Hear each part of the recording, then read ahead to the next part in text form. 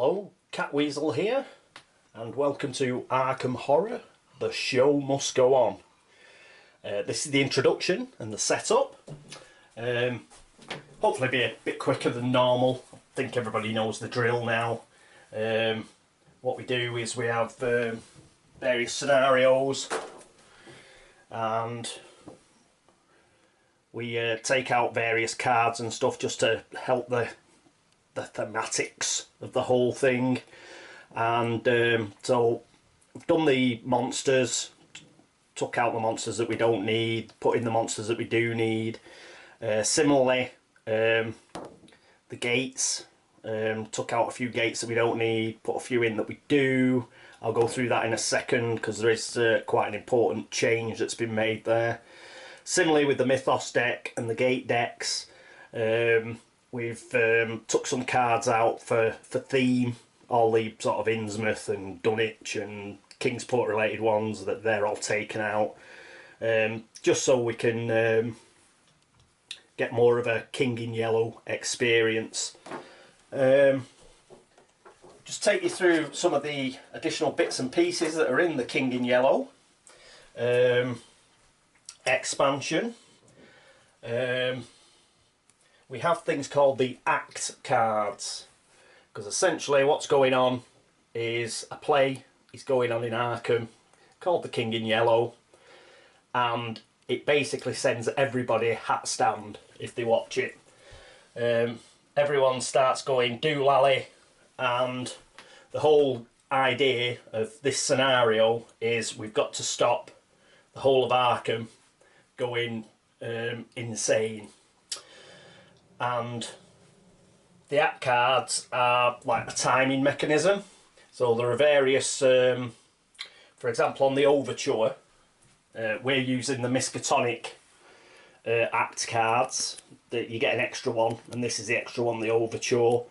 This won't go out of play until we get an Environment Mystic card, and then Act 1 gets put into play. If we get to Act 3, it's game over, man. Everybody just goes completely mental in Arkham, and that's the end of the game.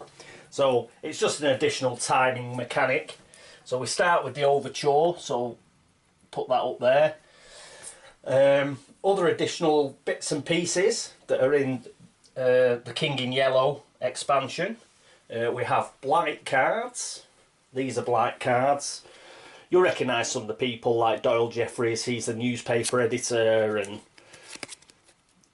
and there's various people who generally they look after the shops and stuff in Arkham, or they're in the Dr. Mintz. He's at Arkham Asylum, stuff like that. So Sheriff Engel, he's at the police station, and these come into play based on the Terror Track. And I'll explain those in a bit more detail afterwards, but these are the blight cards. So we'll just give them a quick shuffle, and we'll put them over in the business card holders. Additionally, we get some special cards where you get things like the Third Eye and the Azure Flame and Inner Beast. And these are special cards specific to the King in Yellow expansion. So we'll put those over there. We also have blight tokens. There are several of these. Well, there's about a dozen or so of these. I'll explain how these work in a bit. But essentially they're to do with the Terror Track and the Doom Track, and they can come into play during the game, but I'll explain that when I go through the Herald and I go through the Ancient one. Also, we have special monsters, very much like the Curse of the Dark Pharaoh mask monsters. We have special monsters for the King in Yellow, and these are the Riot monsters. What these are meant to signify are people going crazy. People go crazy, watch the performance of the King in Yellow, they run out onto the streets, and we've got to deal with them. They affect the Terror Track, and basically the old town is going down the toilet fast, and this sort of thing happens. Each one is specific to a particular area. Like you get Miskatonic University streets, the north side streets, and the south side streets, and they're each a little different. They have they're all overwhelming one, but they're all pretty nasty. So they come into play on a certain blight card, which is Doyle Jeffries, the newspaper editor. So we'll leave those over here as well. They don't go in the bag. They get pulled out on a blight card. As I mentioned, there is a bit of a mechanic with the gates in this particular scenario that you don't see normally. And this is specific to the scenario by Kung Fro. As usual, we're taking things out like Relay and the Plateau of Leng and a few others. It's just to increase the chances of there being a more thematic game. But with the King in Yellow, it's identified with a place called Carcosa, Lost Carcosa. Now that is another world, but it's another world on the Dunwich Horror board. It's not actually on the base board.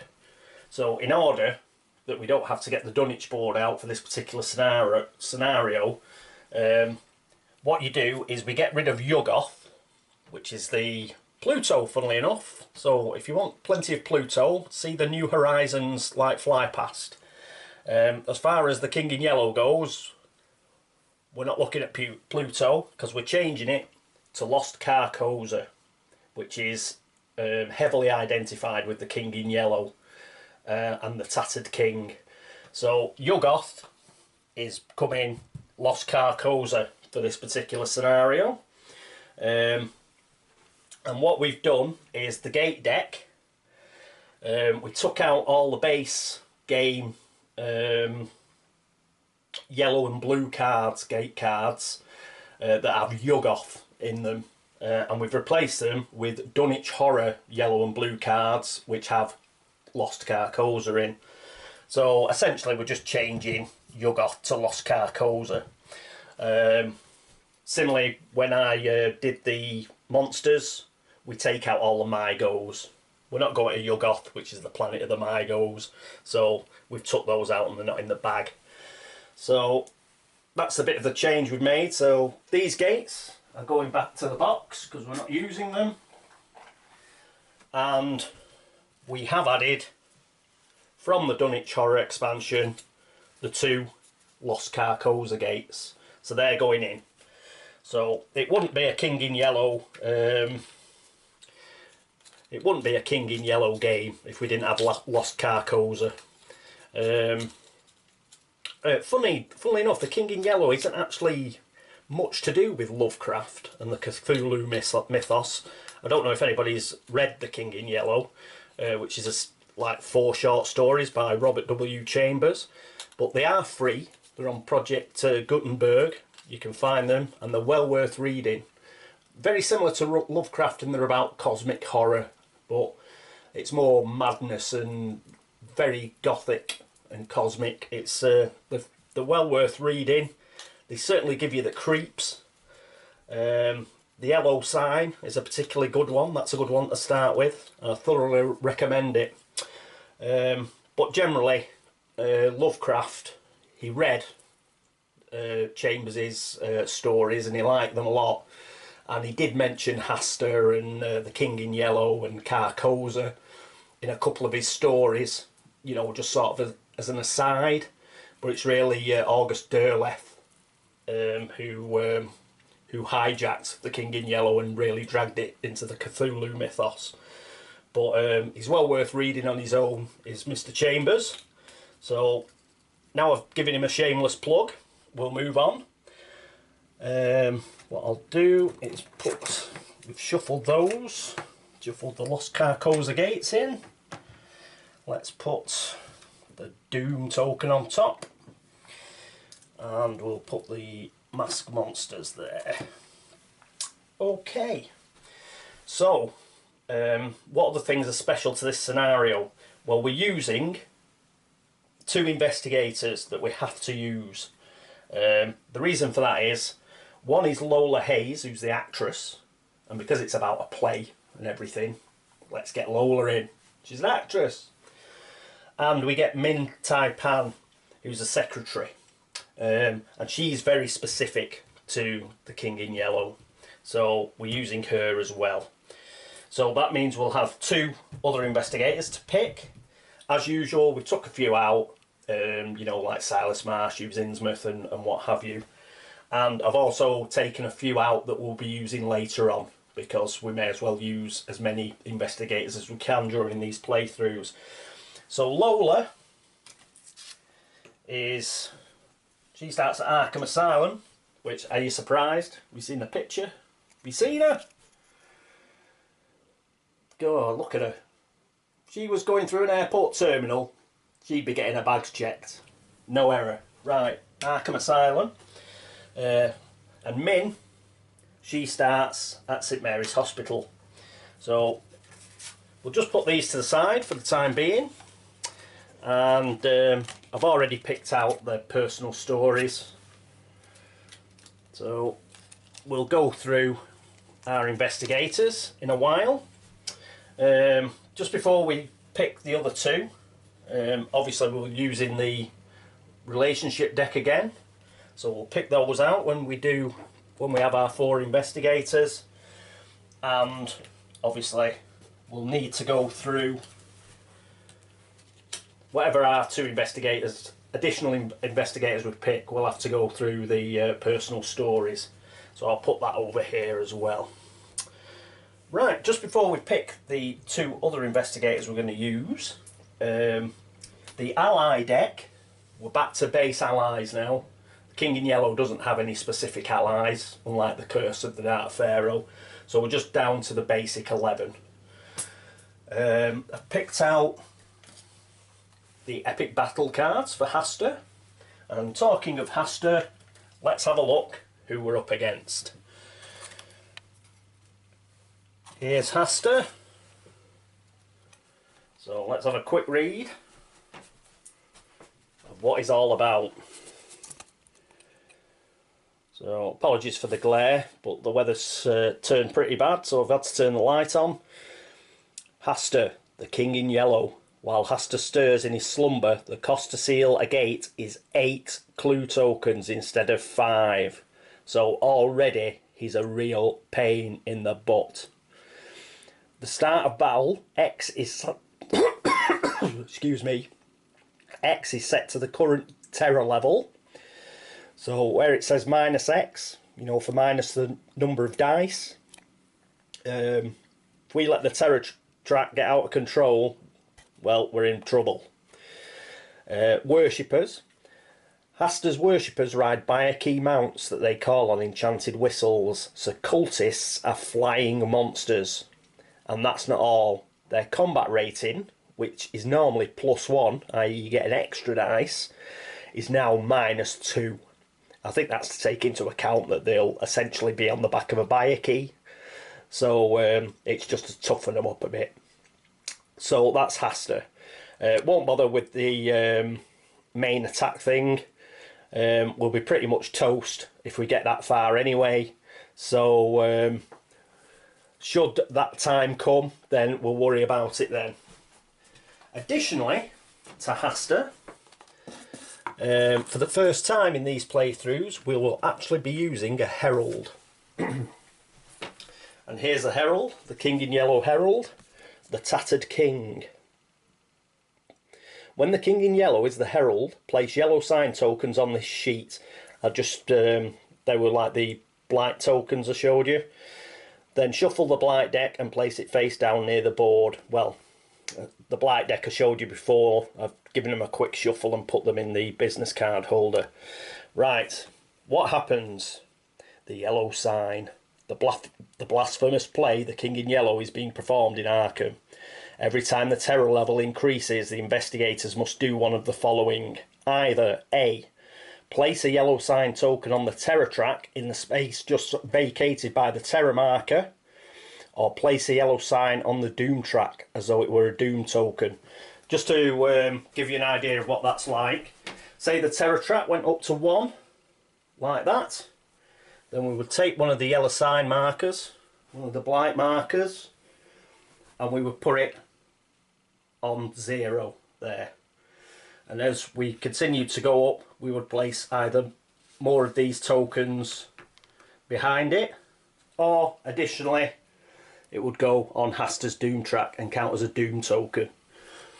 Either way, we don't want to do it.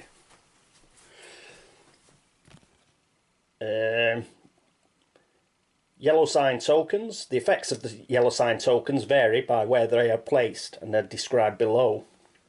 If they go on the terror track, each time the investigators place a yellow sign token on the terror track, the first player draws a random card from the blight deck and places it in play.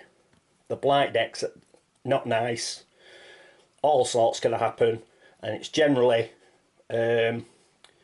it means one of the inhabitants of Arkham, like the shopkeeper or Doyle Jeffries at the newspaper, or somebody who works at the hospital or in the asylum, or Sheriff Engel, those sort of people, sort of NPCs, they see the play and they go insane and something bad happens that affects us all. So if we can, keep the terror track down.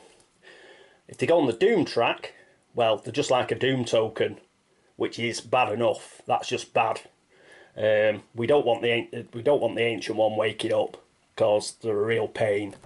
So that's the herald, and that's how he affects the game.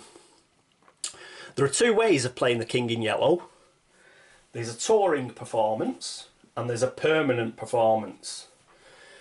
If you play the touring performance, all the king in yellow cards, like the common items and the unique items and the spells, that sort of thing, and even the locations cards, all get placed on top of the base game. And they're not shuffled. Well, they are shuffled, but they're placed on top of the base game. You don't shuffle them into the normal deck, the base game deck, until you've gone through them all. That does make it very thematic and very king in yellow based. It also, from what I've read, it also makes the game extremely short because you tend to get your ass kicked. So there is another way of doing it, and this scenario is set up for the other type of performance, which is called the permanent performance. The touring performance is sort of, it's coming into town, it's not going to stay in Arkham long, it's a bit something wicked this way comes, it comes in, causes absolute mayhem, leaves. The permanent performance means it's been shown somewhere in Arkham, and it has been for quite a while, but it's not as bad in essence. Only a few people are going mad. It's not sending everybody completely hat stand straight away. So it dilutes it a little bit. All the king in yellow unique items and the location cards, the common items, the spells, everything like that is all shuffled in. Right, so we're playing the permanent performance because it's a little bit easier, and when all said and done, we are doing what are introductory scenarios. So that's my excuse.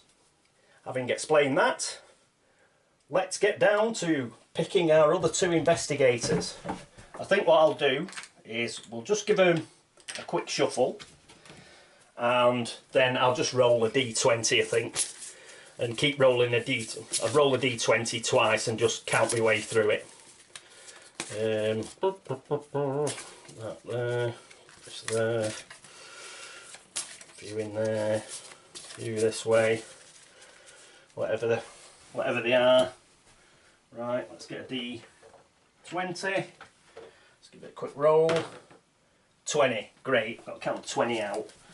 1, 2, 3, 4, 5, 6, 7, 8, 9, 10, 11, 12, 13, 14, 15, 16, 17, 18, 19, 20. Oh, so actually it's not bad. Marie Lambeau, the entertainer. So again, that's quite thematic. That sits in with the whole performance ethic. We've got a singer and we've got an actress. So Marie, we could have an all-girl team. We could have an all-girl team. It could be it could be ladies' night in Arkham. Let's roll again. 16. Right. 1, 2, 3, 4, 5, 6, 7, 8, 9, 10.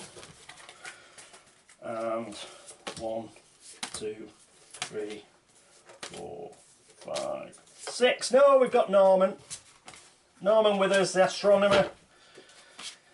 So, we've got 3 foxy ladies and an old codger. Right, good old Norman. Right, so put the rest of the investigators back in the box. These are the 4 people we're playing. We're playing Lola Hayes, the actress, Mintai Fan, the secretary, Marie Lambeau, the entertainer, and Norman Withers, the astronomer. So let's see what order they're going to go in. So, right, so we'll put them out on the board.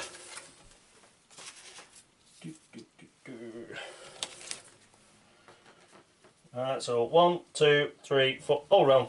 Top 2, that's 1 to 3. Bottom 2 are 4 to 6.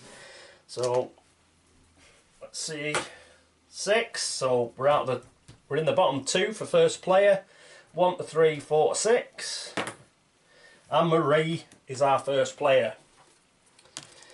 Right, let's have a read of Marie.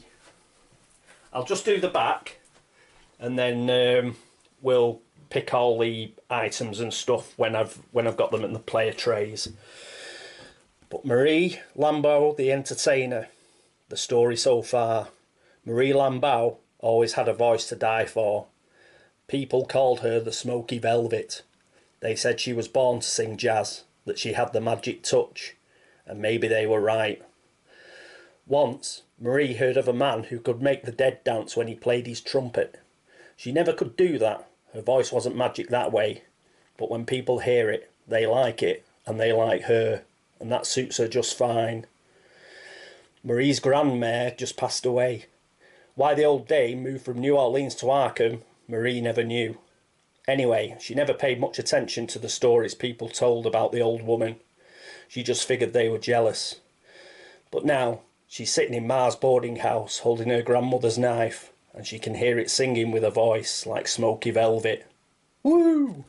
Excellent. That's what we like. A good backstory. So, who's next?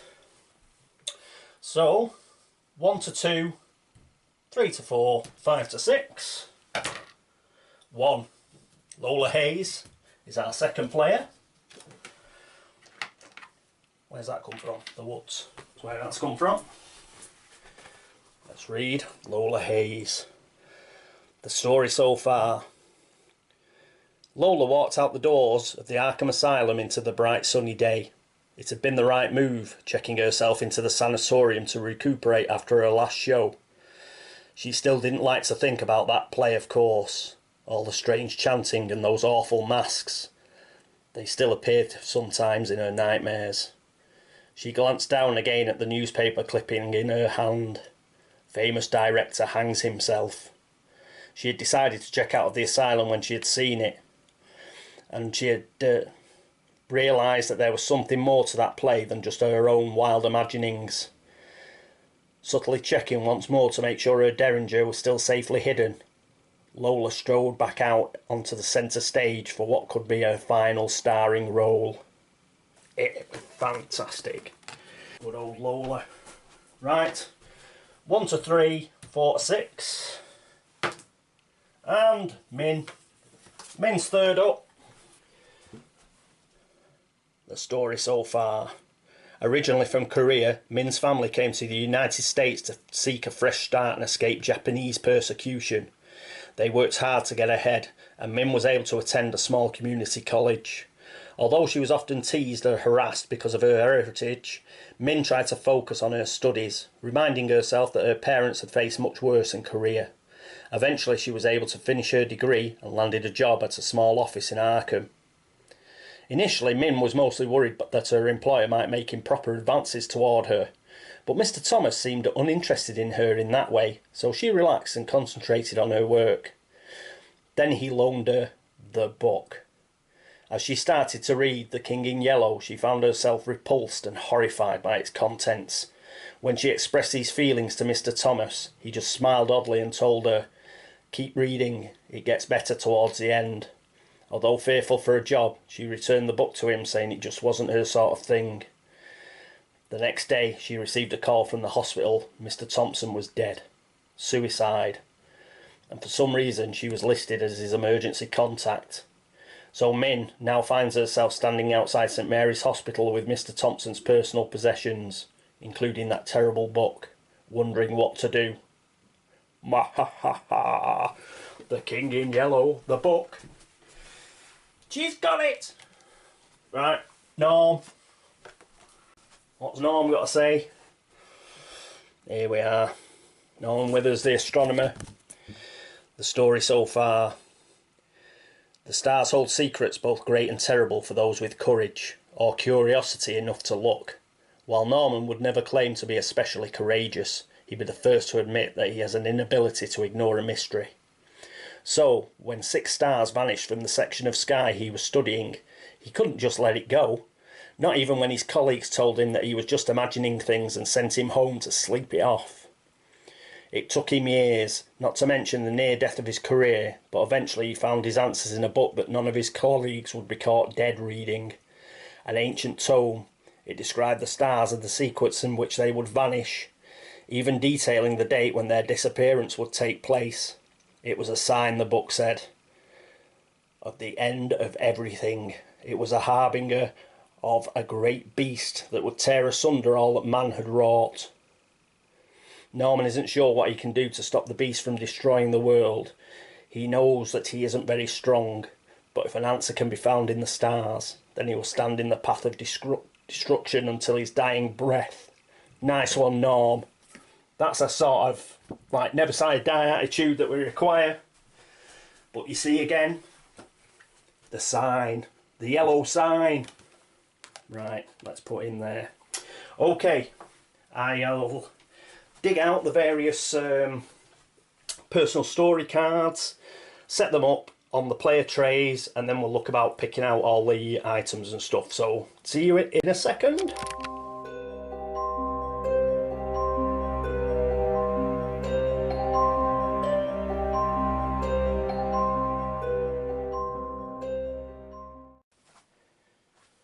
Here they are, all our boys and girls. What I've done is, very quickly, so not to bore you with everything, things like the sanity and stuff, and the clues and the money and the items that they actually start with. I've actually taken out already. The random items I'll take out now, and we'll just do it in turn order. So Marie's first. So let's zoom in. So here we are with Marie. First thing is, let's have a read of her personal story. So, maybe it was a sin. Marie didn't know. What she did know was that her grandmère had been a good woman with a good heart, but maybe grandmère had been a witch too. She did a little of the swamp magic, made a few gree-gree, love charms, women's magic, that sort of thing. It never hurt nobody. Only maybe it did. And maybe now Maria was a witch too. Whether she wanted to be or not. Cool. Right, so that's Marie. And it's family magic. And to pass, each time Marie Lambeau draws a spell, put a clue token on this card. If there are 2 clue tokens on this card, place Grandmare's gift in play. Oh, cool, that seems quite good. But draws a spell, so I don't think another investigator can just give her a spell. She has to draw one, so she'd have to get down to the old magic shop or something like that, I think. Fail, if there are 5 doom tokens on the doom track, Place Legacy of Salem in play. Well, we don't want that. So, let's put that there. Next up, we'll draw a relationship card. So this will be Marie's relationship with Norman Withers, the astronomer. From the age of Norman Withers, he's probably like a friend of her grandma's.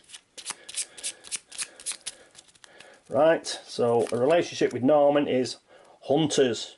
When you and your partner are in the same neighbourhood, either of you may exhaust this card before making a combat check against a monster to reduce its toughness by 1 to a minimum of 1 during this combat check. Cool. Right, so put that in a stand and just angle it like that towards where Norman is, so we know it's her and Norman. So that's their relationship card. And what next? Oh, as part of her fixed possessions, she had $4, 2 clue tokens. She also had the enchanted knife, which was mentioned in the story so far on the back of her character sheet. That was a granny's, and she's also got a spell, which is the voice of Ra. She's got 6 sanity and 4 stamina, and what I've noticed with all our investigators is they've all got 6 sanity and 4 stamina, which is a bit grim. We could have done with a proper groin puncher, you know, a Hank Samson or a Skids O'Toole, but these are all like magic users. They're all 6 and 4 sanity versus stamina, so we could be using a lot of spells in this game. Right, what else? Oh yes, we've got to pick her random items. So she gets 2 spells and 1 skill. So we'll get the spell deck, which is here, and then we'll give it a good shuffle. As mentioned, King in Yellow spells are in here, as well as the base game spells. A few have been taken out, things like the Dread Curse of Azathoth and things like that. And just to keep the theme. So let's give it a good shuffle, and right, and a cut, and let's see what 2 spells she gets. First spell is Flesh Ward. Casting modifier -2, sanity cost 1, cast an exhaust to ignore all stamina loss being dealt to you from one source. Discard this card if the Ancient One awakens. Well, if she has to fight something, that could be very useful. So we'll put that next to the voice of Ra there.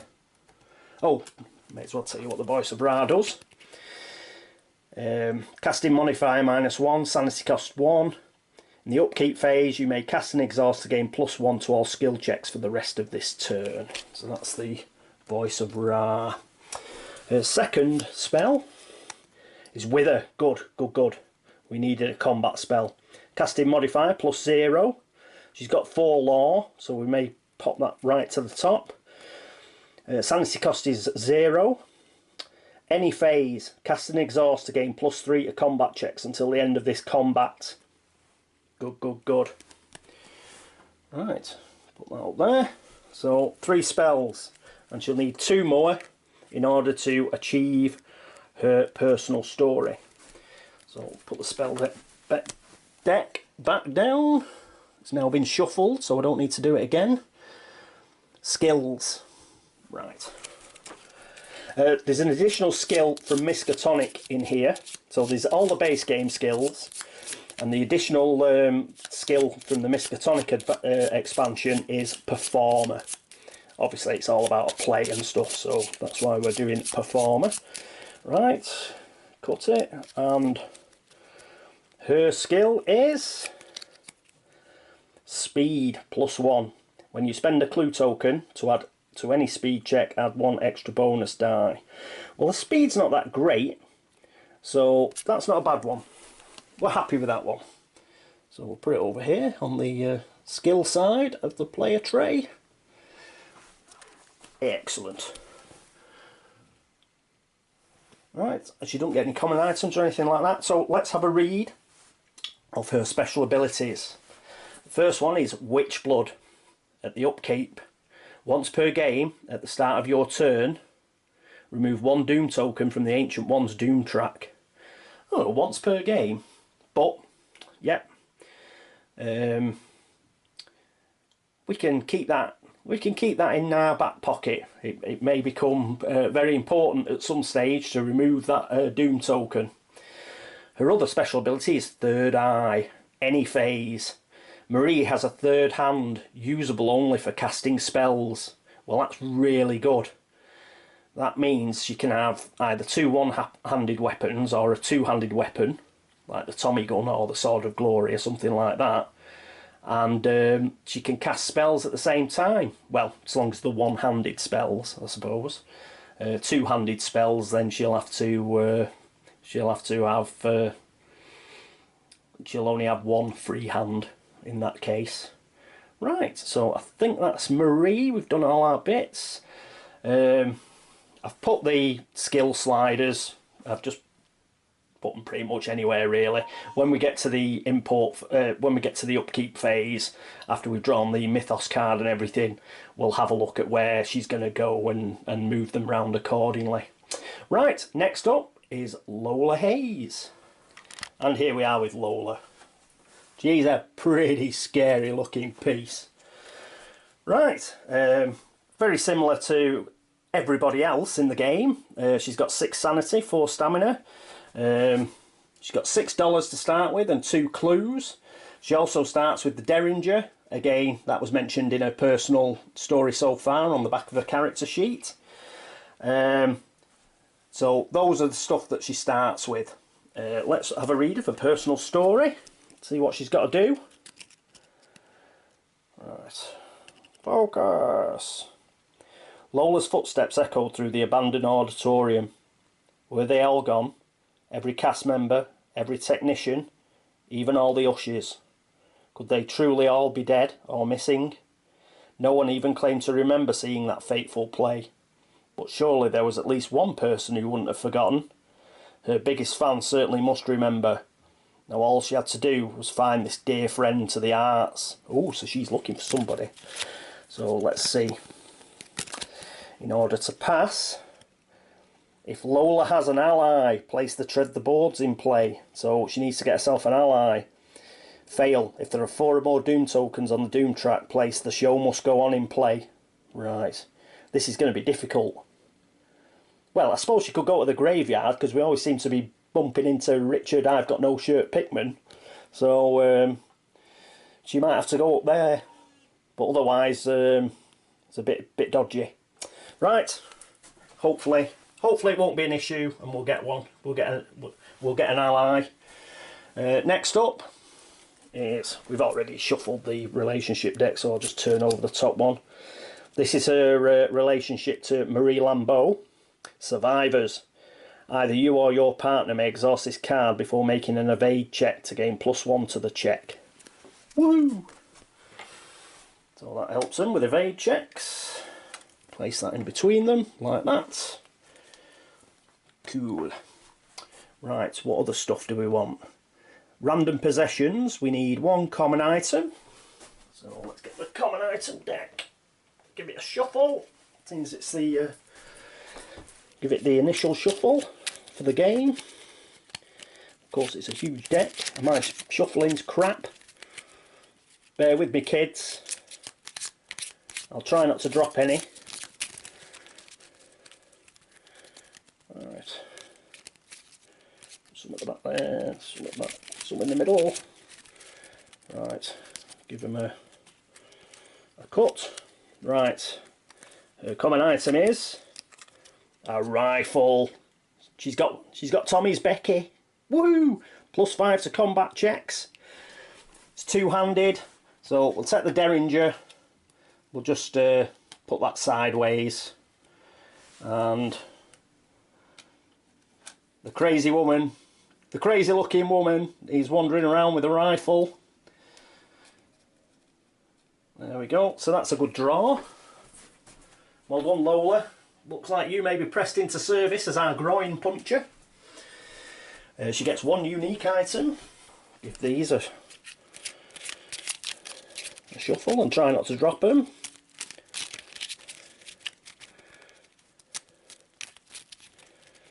I did give these a quick shuffle beforehand anyway, because I wanted to make sure all the King in Yellow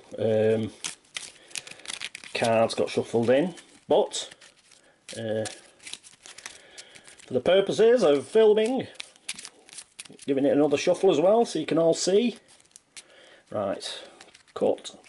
And her one unique item is bong, ooh, the Cabala of Saboth. I think Kate Winthrop had that last turn. Exhaust and spend 2 movement points to make a law -2 check. If you pass, draw 1 skill and discard the Cabala of Saboth. If you fail, nothing happens. That's quite interesting.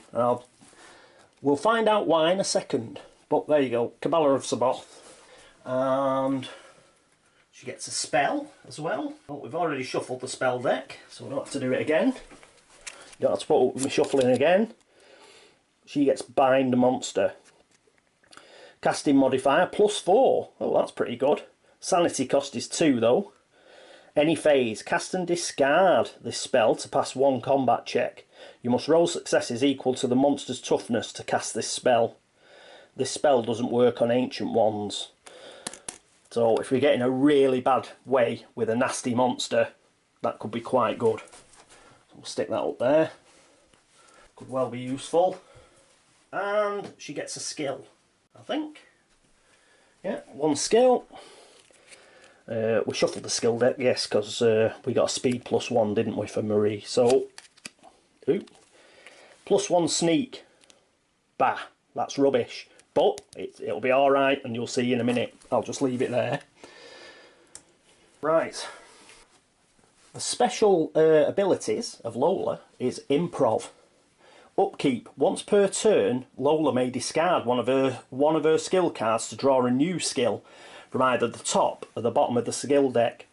Lola may look at the bottom card of the skill deck at any time. Cool. This is very similar to another investigator's special ability. I forget. I think it's Ashcan Pete. He can do the same with common items, I think. But so +1 sneak. Meh. It's a bit meh. So I'd prefer something a bit better. So what we'll do is she can look at the bottom of the skill deck at any time. So we'll have a quick look. Marksman. Exhaust to re-roll a combat check. We are having that, baby. So, sneak. We'll discard. Don't want that. Oh, in fact, I suppose it gets shuffled back into the deck. I think it gets shuffled back into the deck. So, I'll shuffle it back in. So you might have to... You will have to put with me shuffling again. Right. So I think that's it for Lola Hayes. There's nothing else. No, that's it. Right, let's go to Min Tai Fan. And here we are with Min. Right, first up, what Min is another 6 and 4 person, 6 sanity, 4 stamina. She's got $4, 2 clue tokens, and she also has, as mentioned again on her story so far, the King in Yellow that she's got from her boss and she didn't like. Let's have a quick read of her personal story. Let's see what we've got to achieve. Standing outside the hospital, still rattled from the death of her employer, Min looked down at the dog-eared copy of the King in Yellow she was holding and somehow knew that it contained at least some of the answers she was looking for. Although the book was extremely distasteful to her, she knew she would have to stomach it if she wanted to get to the bottom of things. Bahaha. Right. Okay. To pass. Goodbye, Mr. Thomas. To pass. Each time Min reads a tome, put a clue token on this card. When there are 3 clue tokens on this card, place Into the Dark in play. Fail. If Min is driven insane, place Turning Away in play. Right, so she's got to get herself... She's got to read 3 tomes. So actually the King in Yellow will count because she hasn't read it yet. So that'll get us a clue token when we read that. As long as it don't send her completely hat stand. Right, what else? Random possessions. 2 common items coming up. Right. First one is...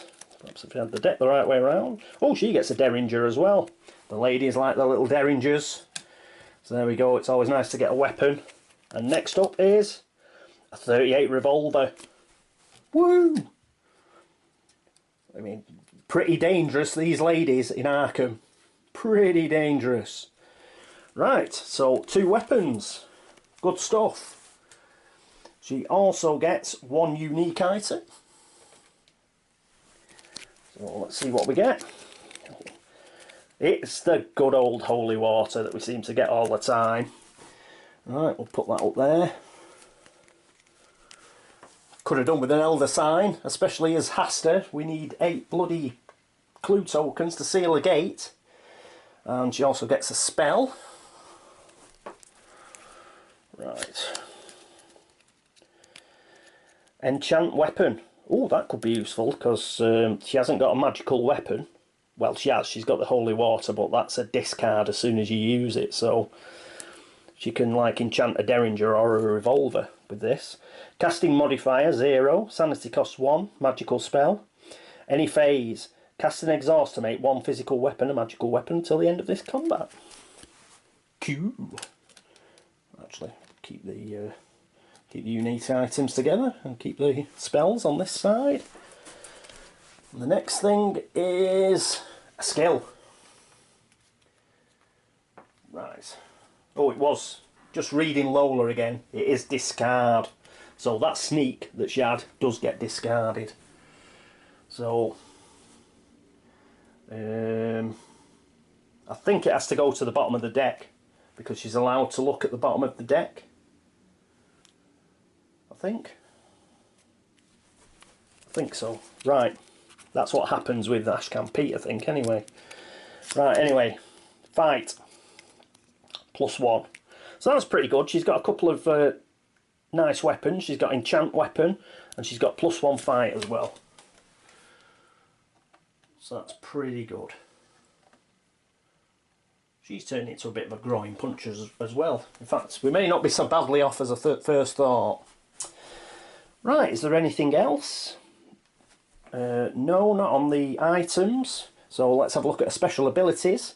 Synergy, any phase. Min gains a +1 bonus to all skill checks while she has an ally or while another investigator is in the same location as her. So similar to Lola, we could do with getting her an ally and quickly.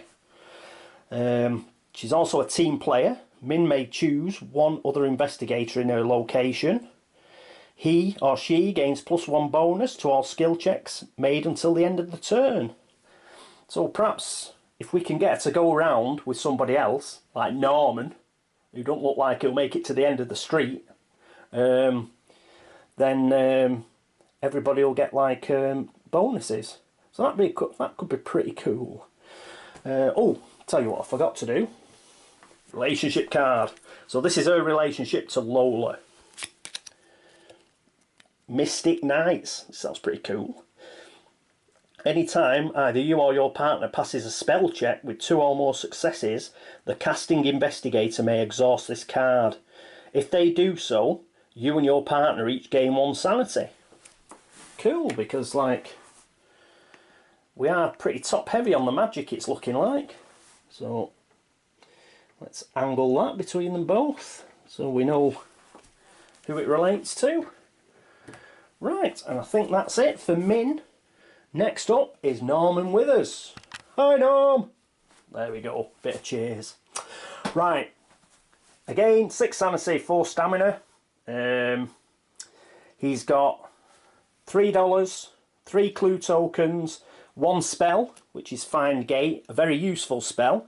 Casting modifier -1, sanity cost 1. Cast an exhaust during the movement phase to immediately return to Arkham from another world. So we could have Norman shutting our gates. This way, it means he doesn't have to spend ages in another world, potentially getting lost in time and space or having horrible encounters. He has the wherewithal to get himself right back to Arkham. Not only does that save us hassle, it also saves us time, and tempo is very important. Any time we can get a round or a turn ahead, the better, and Find Gate will help us do that. All I've got to do is remember he's got it. Right, so that's good. That's a good card, a good spell. Oh, Norman's personal story. Let's see what it is. Norman knew that to prepare for the coming of the beast, he'd have to delve deeply into obscure places and lore, Ideally, if he could study the type of energies that were found in the beast's home dimension, he could perhaps discover a weakness. So it looks like Norm's going off-world. Let's check. Signs unclear. Pass. If Norman has 3 or more gate trophies, place the path is lit in play. 3? Bloody hell. Fail. If Norman is lost in time and space, place the set adrift in play. But that's good. We've got find gate. So, hopefully, we will be able to avoid getting lost time in space, getting back to Arkham as quickly as possible, get them gate trophies, and he passes. Right, so that's that for his personal story. And our final relationship card is, and this is him and Min. I'll vouch for my friend. After the initial setup, anytime you or your partner gains a bank loan, retainer, Silver Twilight Lodge membership, Sheldon Gang membership, Rail Pass, or one of the 1,000 cult membership, the other may choose to take a card of the same type if he does not already have one. Now, a few of those we're not using because there are other expansions, but retainer, that'd be really useful to get a retainer and the other one to get one at the same time. So hopefully Min or Norman will get a chance to go to the newspaper, get themselves a retainer. And depending on how we're doing, because of this 8 clue tokens to seal a gate stuff, if we get a few gates sealed and it's looking a bit grim and there's not many clue tokens on the board, we could get one of these two to get a bank loan. The other one gets a bank loan at the same time, and then we can hit the curiosity shop trying to get Elder Signs. So we'll keep that in mind. But I'll vouch for my friend is the relationship card for Min and Norm. So we'll put that up here. There we go. That's the relationship cards sorted out. Right, what's next? Norm's possessions. Right, he gets 1 random common item. Let's see what's on top of the deck for Norman. It is dynamite.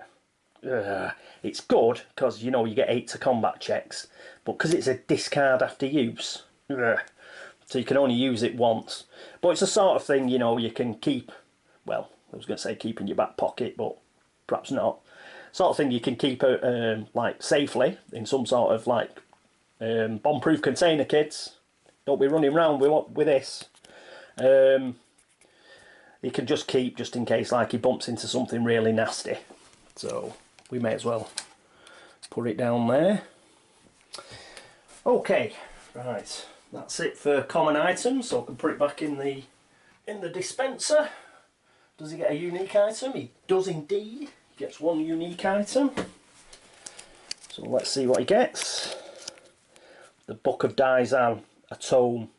Exhaust and spend 2 movement points to make a law -1 check. If you pass draw 1 spell, lose 1 sanity, put 1 stamina token on the Book of Daizan.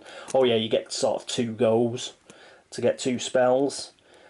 I'm thinking Norman's going to give this to Marie Lambeau. The reason for that is she could draw 2 spells, and she needs 2 spells to do a personal story. So if we can get Norman across to Marie, pretty sharpish, we may be able to fulfil her personal story quite early on. So that's a good find in a way. Normally it'd be going, "Ugh," but that's not too bad. Pity she can't give it to Min, really. But I'd like Marie to get 2 extra spells, so we'll give it Marie, I think. But Lola's got the Kabbalah of Saboth, so she could perhaps give that to Min to help her do her personal story. Right, anyway, enough of that. Does she get a spell? Does Norman get a spell? He does indeed. Let's see what Norman's spell is. His spell is Summon the Beast Within. Norm? Oh, mind you, look, there's a bit of a beard going on. Bit of a werewolf. Because that's what it looks like. Summon the Beast Within. Casting modifier -2. Sanity cost 0. Magical spell. Upkeep. You may cast and exhaust to take an Inner Beast special card. This is one of the special King in Yellow cards. You see the little yellow sign there to denote that this is a King in Yellow expansion card. This card is exhausted at the start of your upkeep phase. You do not have to refresh it. What that means is once he casts it and summons the beast within, until such, you know, he has to be knocked unconscious or something like that for it to stop being to stop working. So you do it once and you get whatever bonuses are on the summon the beast within card for until such time as you get knocked out or driven insane or you're devoured or whatever. Right, so that's another good spell. Put that there. But you know what? Lola looks more of a werewolf type to me, so we may give it Lola. Right, anyway, enough of that. I'll have a think about that. And what's his skill? Right, his skill is just one. He's an expert occultist. Exhaust to re-roll a spell check. Not bad. If his find gate doesn't work, I definitely want to re-roll and have another go at it. Find gate's one of those spells that we really want to work as often as possible, so that's not a bad card either. Let's pop that in there. Right, I think that's everybody set up. I've put everybody's standee in the relevant places. Lola's at Arkham Asylum, Norman's at the Administration Building at Miskatonic University, Min's at St Mary's Hospital, and Marie is at Mars Boarding House. Usual thing, we've got 7, monster limit is 7, the gate limit's 7, outskirts limit is 4. Every time we draw a monster we only draw 1. Haster's Doom Track 13, so we have been playing the last 2 ancient ones were 11 I think, so we've got a couple of extra turns in hand. Right, that's it for the setup for Arkham Horror, the King in Yellow.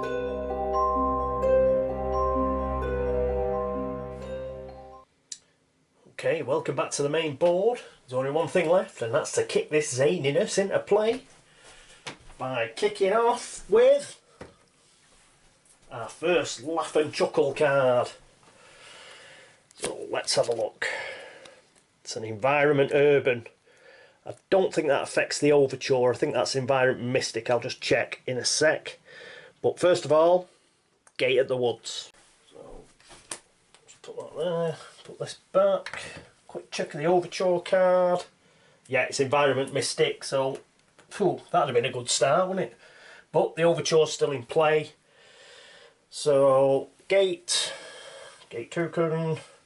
Where does the clue goes to Independent Square? So there's 2 at Independent Square.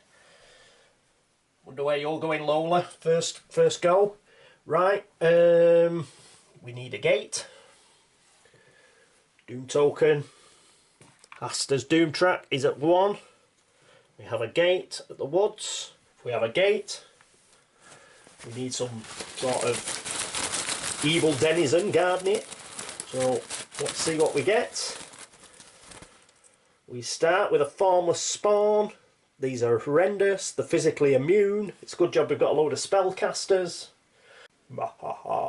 2 toughness as well. Do without that. Right. So Formless Spawn is at the woods. Right, what's next up is Monster Movement, which is crescent moons and plus signs. So it's a hexagon, so that's fine. We've got no monster movement. Let's read Rash of Graffiti, Environment Urban. Businesses and homeowners alike have reported an increase in graffiti around Arkham. The perpetrators seem to have a penchant for yellow paint. They believe that some never-do-wells have come into a few cases of the stuff and are just having trouble figuring out what to do with it. But could it be something more sinister? Skill checks to close or seal gates in Arkham are made at a -2 penalty. Well, that's just brilliant. So although we don't get an Environment Mystic card, we do get a horrendous environment card. The only good thing is, obviously, we have nowhere near 8 clue tokens on anyone to start closing gates yet. So hopefully this will be gone by such time as we're able to do that. Right, we'll put that next to the Overture. Right, there we go. So that's all set up now for turn 1. So I hope you'll join me for turn 1 of Arkham Horror, The Show Must Go On. This is Catweazle signing off, and see you next time. Toodaloo.